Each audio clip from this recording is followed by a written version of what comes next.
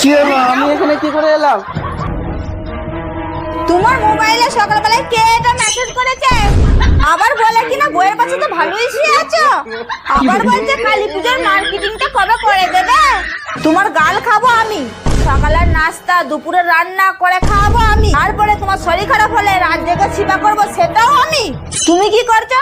অন্য মেয়েদেরকে ফোন করে লাইন মারছো, আবার বলে কিনা কালী পুজোর শপিংও করা যাবে। মুখ ঢাকা দিয়ে কি হবে খরগোশের বাচ্চা, আজ থেকে কেউ বাঁচাতে পারবে না।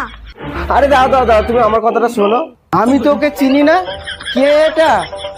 আমার মনে হচ্ছে ও না কানা চুদা। তা না হলে বউ থাকতে কাউকে এত ভোরবেলা মেসেজ করে? তুমিই বলো। তুমি তো ঠিকই বলেছ, নাহলে ভোরবেলায় কে এরকম মেসেজ করে? সত্যি কই ও কানা।